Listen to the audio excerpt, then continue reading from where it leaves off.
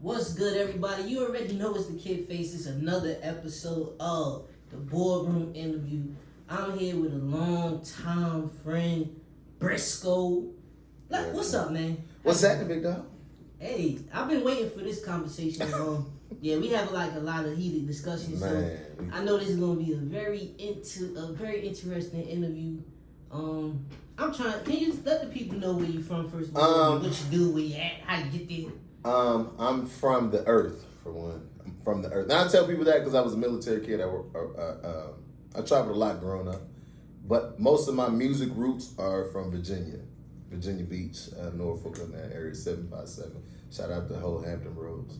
And I started off as a music manager, turned to an engineer, then started throwing shows all in Virginia Beach, then moved to DC, realized it's not really a market in the DMV area for music, really. It's nobody checking for us, nobody coming down. I was like, man, after you get to the top, right? Yeah. After you get to the top. It is a trap.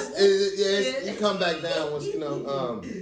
So I was like, I moved to Atlanta, and it was feet on the ground running since. You know what I'm saying? Just gas to the pedal. That's dope, man. Tell us about your studio, because I seen you got the label popping off now. Oh no, it's no label. I do production deals. No, okay. My studio, RiteVibe Entertainment. It's a music production studio. We started in 2018 when I moved to Virginia. Moved to Atlanta actually, and basically, I wanted to have a place where artists can come and be themselves and create a sound. I'm a sound engineer. I love engineering, Full Sail alumni, associates. So I was like, you know what? I got tired of working in other studios. Not even tired. I just wanted, I wanted my own space. Shout out to Phresh. Phresh gave me a good opportunity when I started working here. And when I started moving here to work at Dream House. And I loved it. But he was my introduction into the Atlanta scene. He doesn't even know that. He was my introduction to it, and he opened the doors. And from there, I was like, man, I had a studio in Macon. That's where I moved at when I first moved to Georgia. I have a studio in Macon, which was RiteVibe Entertainment. That's where it started at. And then I realized I didn't move to Georgia to live in Macon. I moved to Georgia to live in Atlanta, where the shit goes down. So I moved RiteVibe to Atlanta, and now it's we're sponsored by Sony. Association with Zaytoven. I have my radio show, Real is Rich. That's dope. Real is Rich. And it's a lifestyle brand. Really, basically being rich within who you are, the real you. You know what I'm saying? That's the theme of Real is Rich. And it's just a platform to give back to up and coming artists and major artists and business owners as well. Because I love that entrepreneur spirit. I'm an entrepreneur myself. And I shout out to all the entrepreneurs around the world, because I know that shit is not an easy ply. I know, like I don't want to.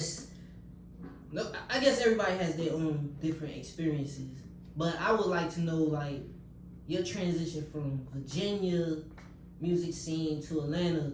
Like, obviously it's different. Obviously Atlanta's the hub, but how was that for you? Like, was it like a reality check? Like, yo, I thought I was going hard, but I realized I need to go 10 times harder? Actually, Virginia got me ready for Atlanta, because I was going hard in VA. Mm-hmm. Now, say that same energy I was applying, 10 years ago in VA, if I would have moved to Atlanta with that same energy, I would be rich by now. So what I did, I just applied the same science and the same thing I did VA. The exact same scenario I moved in VA. Same thing when I moved to DC. The exact same scenario I applied to Atlanta. And it got me further because there's more opportunities here. There's more people watching. There's more, what I'm saying? This is more tourist place where people I can't even say people, entertainment folks of the music caliber come to Atlanta, because this is the Mecca. So the transition was, it was easy. Yeah. Because people seen that I was working, and here people love to see that you're working, like literally, nigga, working. They see it working day in day out, and honestly, people are attracted to that in Atlanta. The people that's really working, and especially when you come here, and a lot of people in Atlanta aren't from here. Let's be honest. It's a lot of people that come to Atlanta just like I came to Atlanta, trying to get it. So But I also had roots in Georgia too. My whole family's here, so it was definitely a great transition to be around my family because I haven't been around my family since I was 18. Yeah. Shout out to Virginia because I was on that scene for a little bit. Yeah. It's definitely not an easy scene. Yeah. And like you, like I felt like I hit the top.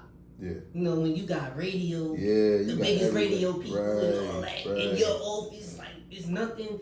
It's like when I came to Atlanta, I kind of came in on a high horse. I ain't even going front.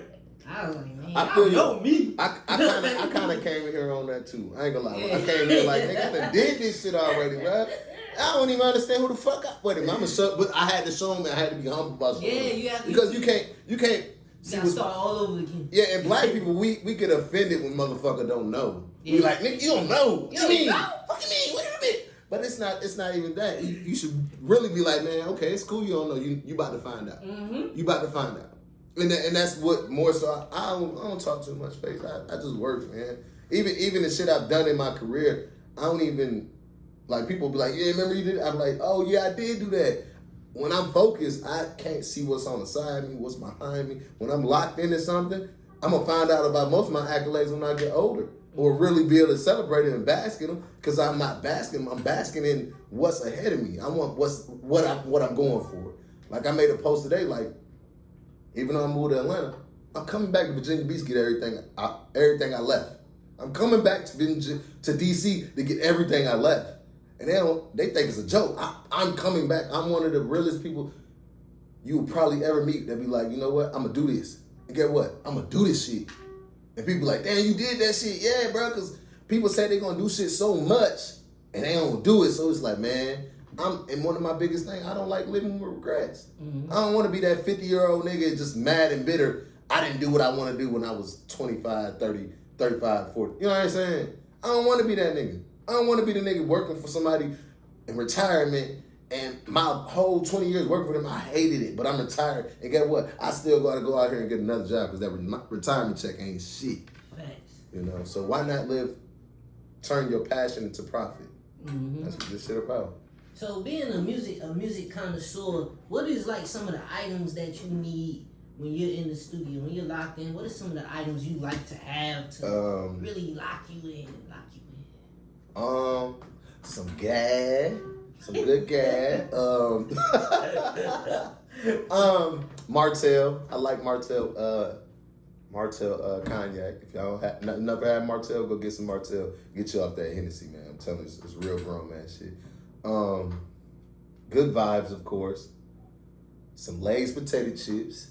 The plain? Yeah, the plain ones. The old school ones, you know, some Lay's potato chips. Maybe some lemon pepper wings if I ate or not. Lemon pepper wings. And then music. Yeah. Music, really. That's it. Yeah, and backwoods for days. You definitely one of the dopest engineers that I seen. And I seen a lot of y'all. Appreciate it. Appreciate it. You definitely one of the dopest for real. I mean, because I'm actually doing what I love to do. Mm-hmm. You know, sometimes people fall into engineering and it wasn't what they, you know, it's just something I end up falling into engineering and falling in love with it. You know, I love the sound. I love helping artists find their sound. I love making them sound different from what they thought they was gonna sound like. They'd be like, damn, I didn't even know. But they come off like, okay, damn, I didn't know. But you thought you could be something different, but what you thought different is actually better now because, you know, it's transforming, it's the sound. And then at the same time, there's a lot of engineers out here who aren't really engineers. Like, say, for instance, I just had an interview. I've been interviewing engineers for my studio. And I know how the process goes because I've interviewed for studios. So I know what the fuck it's supposed to do. Mm-hmm. So the first session I had the first interview I had an engineer come in. I'm like, okay, bet. I sat him down. I was like, okay, make your template. I'll be back in 20 minutes. He couldn't make a template. So by you not even being able to make a template, you don't even know the functionality of what you're doing right now. So I said that to say a lot of people aren't engineers. A lot of people that are behind the music maybe, well, independent wise, they buy templates. And you have to look out for those people who buy templates. because they don't know the functionality and they only have one sound. So say like he bought a template for a sound of like the Migos.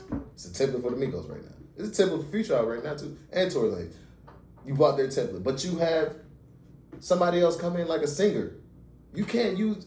Well, you can use that template, but you gotta learn how to functionality and convert it to make it sound right, right? I ain't gonna lie, bro. Them templates be annoying me. Like, They why are you annoying. using those templates? You engineer, right? Make one. They don't, bro. They don't. It's and a lot of it is, and I'm not knocking no engineers. A lot of it is move shit around till it sound right, right? But I'm just so happy I know the science behind it. I know what compression is supposed to be. I know the reverb time, how to calculate reverb time. A lot of people don't even know what the fuck I'm talking about. Calculate reverb time. Yes, you can calculate reverb time, you know, but this, a lot of engineers won't know because they don't know the science behind it and the science behind it. So, you know, I love what I do and I'm passionate in what I do. So when I meet somebody who say they're an engineer, oh, it's gonna be questions. Oh yeah. It's gonna be questions because this is what I do. Like, I just had an interview for myself recently at the studio, and I ain't gonna lie, I got checked because I'm so like out of the loop of interviewing. The engineer was like, "What's your mic chain?" I was like, "What do you mean?" And I had to refresh myself, like, you know what? I gotta get my shit together. He's like, "Your mic chain, dude. What's your mic chain?" I'm like, "Fuck," and it completely cracked me, and I was like, So I knew what it was, but he had me on the spot. The motherfucker looked at me crazy. So any engineer that's been in the industry, when you go to the big studios, they gonna try to knock you off your shit. Because the nigga looked at me so mean and so like tight. I'm like, damn, what's wrong with this nigga? Why you looking at me like that? But it's just shit like that you should know. Like, and I know what a mic chain is. It's your path from your mic to your interface, to your computer, including your chain on your computer. So he asked me that and it fucked me up because I was like, you don't get asked this fucking question every day. He asked me. I was like, still trying to figure out that. But it's a good question. So any engineers, man, just study your craft, man. Don't focus on the money portion, man. Focus on the success portion. And to be successful, you gotta learn it. You gotta learn different genres. You gotta learn different sounds. So yeah. What's some like business wise? What's some past mistakes that you made that you still carry today, and you know basically you don't make no more, but you learned from them and it was tough. Vetting somebody too fast, bringing them in too fast, trusting them too fast. Like, man, I'm a good heart. If I see you, you know, you have problems and you know you trying to do something, right? You're an underdog. I'm gonna try to help you, you know. But at the same time, sometimes, man, you can't help somebody that ain't trying to help themselves, or they don't mean you well. They just mean themselves well. So between that and not having my business in order, you know, a lot of times people be like, yeah, I got a business, but your business really ain't in order. So I learned that early. Like, I know a story where a guy was talking crazy and he has a business to another guy. Guess what the other guy went to do? He went to go buy his LLC. He went to go buy the name because it was available. You know what I'm saying? Have your business in order, man. That's it. Just have your business in order and love what you do. Because 9 times out of 10, if you start a business, probably love what you loving what you do anyway. I don't see nobody starting a business that, you know, I don't want to do this shit. You just started for the money, you know. So that's probably my biggest hold ups when it comes to business, bringing people in too fast. But at the same time, like it's fucked up because that's the only way to grow, right? Yeah. You gotta bring people in. Like you gotta deal with people. You gotta deal with people. You got to. It's no way around. That's the only way you grow. You gotta deal with people. So it's like, okay, just being patient and dealing with the right one, you know. So like your deals for like the studio, like how does that work? Like the basically what happens is I feel like you're we're talented enough for one, and you gotta have a big promotion budget for me to do that. At least 10 to 20,000 in promotion budget alone, you know, because what's the point of us? Okay, say us doing the whole album. 9 songs, right? EP. We get done with this shit, but at the same time, we've done more than 7, 9 songs, right? You know how to go. When you're working on the EP, you probably do 15, 20 songs just to cut out what's what. Okay, so those are all studio hours. You have to basically count it up. but this is also including production, meaning beats and instrumentals and all that too, mixing and mastering all that too. So by the time it's all, it'll probably be setting down you're at least at 50 hours on the books, right? That's a minimum, 50 hours on the books. So when that everything drops, you have to have money, i.e. for interviews, promotion, marketing, shows, even a feature, even a big feature, because you can pay for all that shit to have interviews, marketing, Google ads, all that shit. Okay, so you're gonna get to a cap point where you're like, okay, I done did everything. My numbers is up. What else could I do? You gotta get a feature. That's the only way you go to the next level. And it's the right feature at that. And the right feature gonna call, right? So it's like, okay, what's the point of us doing all this shit if we can't do that shit and get it out right? You know? And that's the thing, like with the, I call my, you know how like you call yourself like an engineer, like a connoisseur. Mm-hmm. I think I'm a connoisseur of the music business. You are. And it's like, I think I love it. Yeah. But at the same time, it's frustrating because I feel like people don't respect the music business enough to... People don't respect the music business outside of the music business. If Right. you're not in the music business, they probably ain't gonna look at you the same if you work at fucking Geico or some shit. Yeah, because you gotta study the music business like any other business. Yeah. And I think people just jump in and want to be, an artist or whatever. Yeah, that's what I fell in love with first though about this business, the business portion of it, because I understand I can get money from doing shows, I can get money from doing interviews, I can get money from, and now I just recently heard managers are getting money from artists on a monthly. You know, this is new to me. I didn't know you could pay for management like that. And I've been turning down management for years. Like, nah, I'm good. You know what I'm saying? Okay, that's a good topic. You know, let's touch that. Let's touch that. Now, there's different kinds of managers. Yeah. So you got the manager that people pay every month. Uh-huh. You got the manager that's 50-50. Y'all both invest equally on your career. And, get it on the back end, whatever. And then you got the management, I guess, company. Yeah. That kind of like do everything for They do everything. And then you have your personal manager. Yeah. So artists, when y'all say y'all want managers, well, hold on. That's a vague.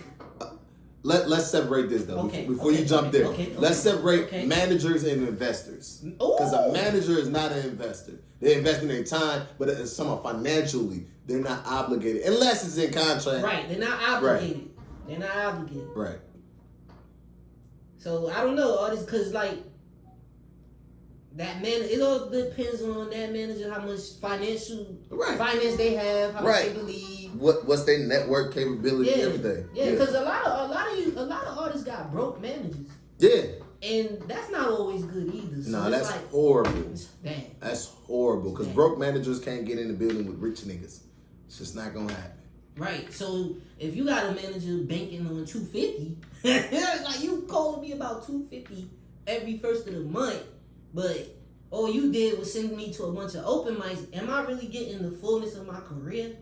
So it's like, I mean, but that's at the same time. It's also where a lot of artists need to humble their goddamn self. True. Because they be like, okay, well, I've been working this open mic for so long. Where am I at? Have you worked the open mic right? Were you just going to open mics and performing and not selling merch? Was you just going to open mics just to be there? You're there for the wrong reasons. You're there for one, get some merch off, acknowledgement, exposure. Something solid out your mouth that you would say to somebody that wants to advance in the game. They've been recording for some years and they don't. Artist or who? It's an artist. It's artists. They've been recording for years. They not seeing no. They stuck. As far as they're not seeing anything. No numbers, no what. Yeah, like, they're not recouping their money back. They not. Get your business together, bro. Study the game. Like we just study the game. And if you don't want to study the game, find a manager. If you're at that point, find a manager to help you that knows the game. Don't find a nigga who's trying to study the game himself. You know what I'm saying? That's trying to come up with you. You can do that yourself. But study the game and then find a good studio. Find a really good studio and stay consistent, stay dedicated in there. So you and the engineer work together so you can find your sound, you can get your sound, and he can have your sound down pat more than anybody, so you ain't got to be searching around. And now your album sound like 4 different, 5 different, 6 different studio sounds. And so your album's horrible. So it starts with the quality first, right? So I would say find a studio and be loyal, a good studio and be loyal. Get a good engineer, a good studio, and be loyal to them. Be loyal. Stay consistent, be loyal. Yeah. What is one of your best moments before we leave? What's one of your best moments you had in Atlanta? Ooh, I don't even think I've had it yet. You haven't had it yet? I don't think I've had. I mean, I can say I probably when I got the keys to my studio. Yeah. It was like I was just telling somebody that probably was my best moment when I got my keys to my studio. But I'm at the point like I got to make new goals. Yeah. And this shit is hard. Make new memories. Yeah, it ain't new memories, more so new goals. Like I've accomplished all my goals. You know, I've accomplished all of my goals. I'm an A&R, I'm an engineer, I own my own studio. I'm back to throwing events, with celebrities at the events. Shit.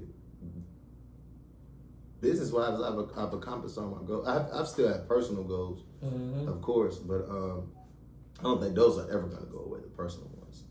But the business ones, it's more so like, it's making my goals extend at this point. Making my goals, what my goals I've achieved, making my goals bigger. Yeah. You know, so having another studio in LA, having another studio in VA, you know, my networking making my arms stretch longer, be able to help out people more. I think that's the good thing about the military. It shows you that go above and beyond. Like it shows you like it gives you this mental thing inside of you that says I can push harder. I can go harder. It's the discipline for me. Yeah. It was a discipline. Like it's hard being an entrepreneur because ain't nobody waking you up in the morning. Ain't nobody telling you got to do this. Ain't nobody telling you, yo, you need to do this today for you to be successful tomorrow. Ain't nobody telling you that. So every day is just like a self-motivation. Hey, so you wake up, I gotta get to it. I gotta go. Like the first thing what's the first thing you do when you wake up in the morning? First thing I do when I wake up is I grab my phone. Right, same thing. And that's the same thing. First thing I do, I grab my phone, go through my emails. Yeah. Very first thing. I don't even brush my teeth first. Whirl over. Got it. And I might be in my phone for fucking 3 hours before I get out the bed, type of shit. Cause I'm organizing my day. People are hitting me up like hey, I need this. Emails, IG, Facebook. Promoting, making sure my promotion, my ads running right. Making sure, making sure the projects I'm working on, the deadline is gonna be on time. Listening to the music I need to be working on my phone. This is all the stuff I do before I even get out of bed. Yeah. And that should take discipline. And that's not including me getting out of bed and then going to work out. Because you gotta work, you gotta train your body and train your mind at the same time. You can't just work, you can't just do all this shit mentally and now you go out into the world. Your body ain't gonna work right because you ain't worked it out. You ain't stretched. You ain't, you know what I'm saying? Now you fat. Now your mind thinking, but your body can't go as fast as your mind. And now you slowing down. Yeah. The reality is that the music industry requires mental, physical, emotional, everything, spiritual, like everything. It requires all of that. Cause like basically what you're doing is trying to take a person and create them into something that they wasn't. Even yourself. It's not easy. Even yourself, yeah. Every day, man. I remember I quit my 9-to-5 job because I got tired of being different, bro. I got tired of having to be two different people. I'm at work one day. I'm here at work, low key and can't say much. Can't be myself. Got to stay out the way. And it was an $80,000 job. I left it because shit, nigga, I wanted to do this shit. This is me. Make me feel me. This is what I feel. This makes my energy. It makes me happy. Everybody was questioning me when I did it. It's question like, damn, you what? I'm not happy. See, you're trained. The older folks are trained to be not happy and just sufficing And as long as my family happy, shit, that's all. I will drain myself and work myself to death. I'm not finna do that. I'm not finna do that. I guess it's the selfish in me, but I'm not finna work for somebody for 20 years, be unhappy and have a gang of fucking regrets. And it's sad when you think about it, because now that's not life to me. My life is living through passion. So Definitely. Shout out to the entrepreneurs out there, because like you said, we all free.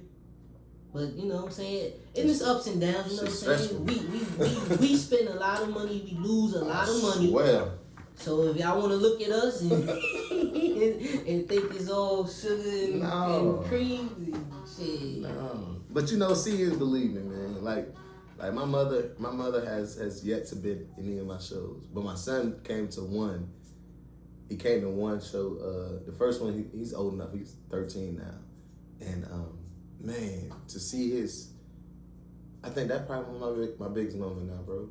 To see his face when he's watching the artist perform and he's watching how the show's going, that shit was worth it.